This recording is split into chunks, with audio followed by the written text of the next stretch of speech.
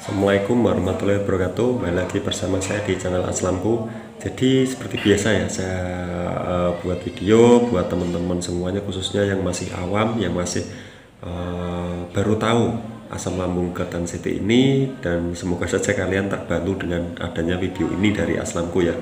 Jadi gini ya, buat teman-teman yang mungkin belum subscribe, silahkan subscribe dulu di bawah ini dengan cara klik gitu aja tombol subscribe warna merah gitu ya di bawah sini ya, tinggal klik aja gitu ya, karena gratis, tidak dipungut biasa sepeser pun ya. Jadi biar teman kita semakin banyak dan yang awam-awam itu bisa tahu ya bagaimana sih asam lambung GERD dan CT ini. Jadi saya ingin berbagi ke kalian semua yang masih awam, yang masih parah, saya kasihan gitu ya. Ya intinya saya ingin membantu. Gini loh, asam lambung GERD dan CT itu begini ya. Jadi gitu. Jadi biar kalian itu tidak sampai berkelanjutan lama gitu ya. Bukan kok tambah parah, bukan. Karena itu lama ya. Sifatnya kronis ya, yang sampai nemu video saya ini berarti asam lambungnya sudah lama, udah kronis gitu ya. Kronis itu tidak berbahaya, cuma dia itu lama gitu ya. Jangkanya lama, bisa berbulan-bulan, bisa bahkan bertahun-tahun gitu ya. Itu yang namanya kronis. Kalau yang akut, asam lambung akut itu beda, dia itu bahkan rasanya lebih dahsyat, tapi dia itu sebentar. Nah itu yang namanya akut gitu ya, itu menurut dokter, dan yang saya saring dari beberapa dokter itu begitu, nah katanya ya. Dan untuk yang kronis pasti kalian semua menemukan video dari Aslamku ini, pasti gitu ya. Dan saya ingin bercerita sedikit tentang bagaimana sih mas kalau sensasinya masih banyak banget ya, dari ujung kepala sampai kaki itu bagaimana. Terus saya itu udah sampai nggak kuat ya gitu ya. Apakah saya pernah begitu? Saya pernah ya dulu ya, awalnya saya belum tahu dan bagaimana untuk menyikapinya ya. Jadi semua itu dari kita sendiri yang bisa ya. Dan itu butuh kesabaran ya, butuh perjuangan. Pokoknya kita semua harus fokus ke penyembuhan dulu ya. Intinya begitu. Ini menurut saya. Soalnya saya semakin hari semakin saya nggak mikirin penyakit saya mikirin misal pekerjaan, misal yang lainnya, itu malah badan saya semakin drop itu gitu. Jadi masalah pikiran, masalah tenaga, masalah capek itu sangat berpengaruh sekali. Ini menurut saya, mungkin ada yang berbeda, itu silahkan. Ini menurut saya dan yang saya alami sendiri itu begitu gitu ya. Jadi bukan saya melarang untuk aktivitas, untuk bekerja, itu bukan. Soalnya coba kalian buat bekerja, aktivitas silahkan, yang masih kuat ya, yang masih kuat silahkan. Tapi yang udah sampai resign kerja seperti saya, saking nggak kuatnya ya, sampai ibaratnya sampai keser-keser gitu ya, ibaratnya sampai keser-keser, nggak bisa, pokoknya buat keluar aja, buat jalan aja udah gemeteran, udah capek gitu ya. Apalagi buat bekerja, dan pekerjaan saya itu dulu ya kuli, dan saya terus terang nggak kuat, dan saya udah apapun yang terjadi saya harus resign, harus istirahat gitu ya. Dan saya disarankan dokter ahli penyakit dalam di daerah saya itu suruh istirahat total, suruh netralkan pikiran, rilekskan pikiran, dan itu butuh waktu yang lama gitu ya. Itu menurut dokternya, dan yang saya saring dari informasi dari dokternya ya. Jadi semua itu saya bukan kok melarang kalian untuk bekerja. Yang masih kuat silakan ya, karena bekerja itu penting. Yang tulang punggung juga sama seperti saya itu, kalau yang masih kuat bekerja itu kalian sangat beruntung sekali gitu ya, sangat beruntung sekali, sangat ya, bersyukurlah ya masih kuat bekerja. Saya yang sakit mungkin dari awal sampai parah, sampai nggak bisa kerja itu, mungkin yang parah-parahnya saya 3 bulan saya paksa buat bekerja dan akhirnya saya nggak kuat, udah saya nyerah karena semakin kesini semakin parah gitu ya yang saya rasakan. Mungkin ada yang mungkin ringan masih buat bekerja, mungkin bahkan kuli sama seperti saya itu masih kuat, dan kalian itu sangat beruntung sekali masih bisa bekerja ya. Kalau seperti saya, misal seperti saya, itu kalian bakal sedih banget, bertambah sedih, udah sakit, udah nggak bisa kerja, ya pasti sedih banget. Jadi bagaimana Mas untuk menyikapi sensasi tersebut, sensasi semuanya itu ya, dari kepala sampai kaki? Itu kuncinya sebenarnya cuma kita udah cuek aja, cuek. Kalau ada sensasi, kalau misal belum kuat aktivitas ya di rumah dulu, itu aja, cari yang aman-aman aja ya. Kalau sekiranya masih kuat beraktivitas ya beraktivitas, lebih baik, lebih bagus buat gerak ya, buat olahraga ibaratnya ya lah. Kita kerjakan gerak terus ya, gerak, ada geraknya terus, beredaran darah jadi lancar ya. Jadi nggak gimana ya, nggak harus kita nggak kuat terus kita harus nafkahin keluarga lah. Kalau kita sakit, kita kenapa-napa di jalan, kenapa-napa di kerjaan, kan malah tambah beban keluarga ya. Buat anak istri pasti dia ikut sedih gitu ya. Itu yang menurut nalar saya itu begitu ya. Saya dulu pun begitu, kalau saya paksakan, nanti kalau ada apa-apa di jalan, kalau ada apa-apa di kerjaan, itu malah bikin ya kalian pasti paham lah apa yang saya katakan, pasti paham. Kalau yang kalian itu sama seperti saya ya pasti paham. Kalau yang beda, mungkin kalian ringan masih bisa bekerja, pasti bilangnya gini, alah masnya lebay gitu ya, lebay terus lemah gitu ya, bisa bicara begitu. Itu gampangannya gitu ya, gampangannya gitu. Tapi ya yang masih kuat bekerja itu sangat-sangat beruntung sekali. Soalnya gimana, kekuatan orang itu beda-beda, tubuh orang itu beda-beda, dan ya intinya tenaga orang itu beda-beda, kekuatannya juga beda-beda gitu ya. Kalau saya dulu udah drop ya drop gitu aja. Terus saya mulai mempelajari, dan mempelajarinya itu lama, dan cara menyikapinya itu bagaimana, terus lama-lama hilangnya itu bagaimana ya. Jadi sekarang saya mau bahas itu ya. Untuk sensasi semuanya itu saya udah lakuin 3 pola hidup sehat gitu. Berjemur ya, terus ya gerak lah, gerak. Mau buat nyuci pakaian, mau buat nyapu, buat ngepel, itu pokoknya buat gerak. Dan setidaknya itu jangan rebahan terus ya. Kalau tidur siang sih nggak apa-apa, kalau rebahan terus dari pagi sampai 24 jam rebahan terus, gimana mau darahnya lancar gitu ya. Orang yang normal pun kalau rebahan terus itu bisa jadi sakit loh ya. Jadi nggak bisa, untuk rebahan terus itu nggak bisa. Kalian meskipun parah apapun, kalian harus bisa berjalan, harus diusahakan berjalan. Kalau bisa kena sinar matahari itu lebih bagus gitu ya, berjalan gitu ya. Jadi intinya buat gerak, badan kita itu digerakkan ya, setidaknya olahraga lah, meskipun di dalam rumah gitu ya, atau jalan bolak-balik nanti kan badan kita ikut gerak semua ya. Itu minimalnya begitu ya, itu minimalnya.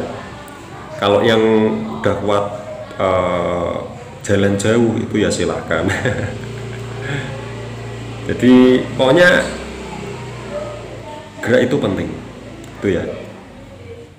Jadi jangan kok rebahan terus, tambah stres, mainan HP, lihatnya yang tentang penyakit ya. Apalagi begitu ya, pasti ya lama, akan hilangnya akan lama ya. Saya pun yang berusaha untuk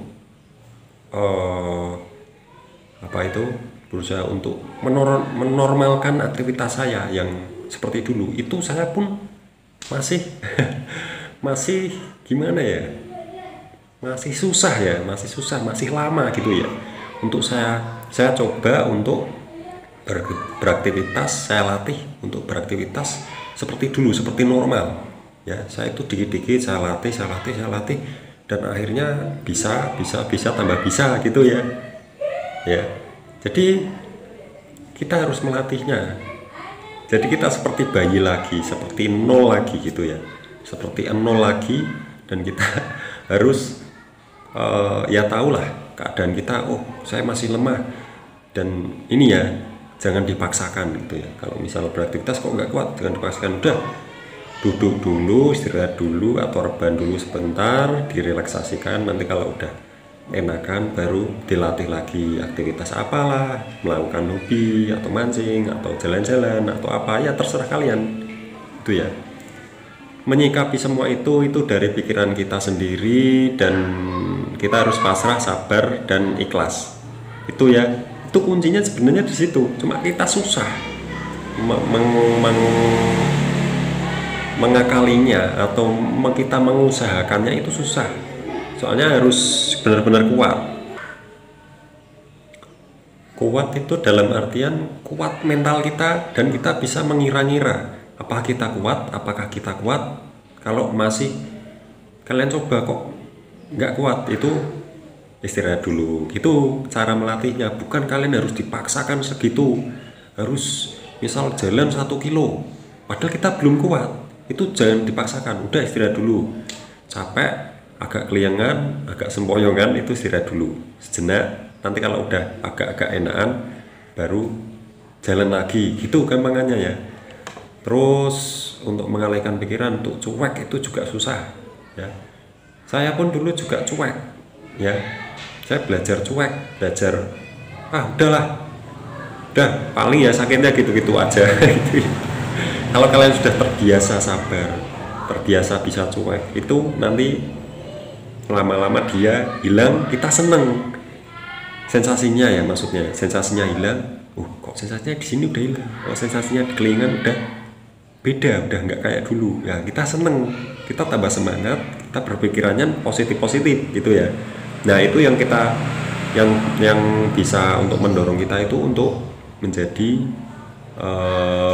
tambah sembuh gitu ya. Tambah sembuh, tambah berkurang sensasinya. Jadi itu sebenarnya gimana ya, saya udah bahas sih di video-video sebelumnya. Itu saya mesti selalu bahas tentang 3 pola hidup sehat ya, diantaranya dari pola makan, pola pikir, pola hidup. Pola hidup itu ya hidup kita ya dibuat sehat. Kalian bisa cari di Google, itu sudah saya bahas di video-video sebelumnya, itu sudah ada ya.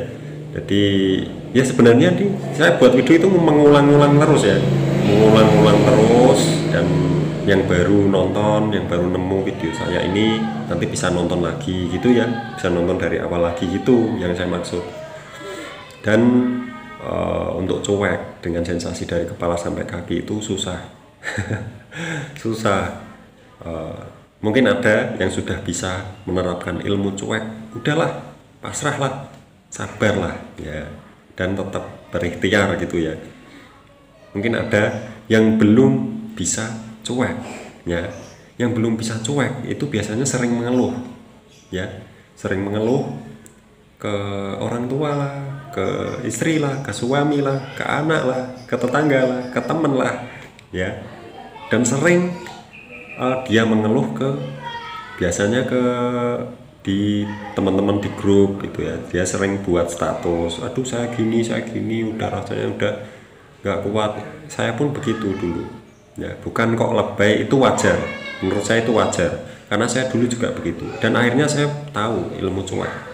Saya bisa mempelajari ilmu cuek dengan tidak memposting begituan, dan tidak menonjolkan rasa mengeluhnya gitu ya.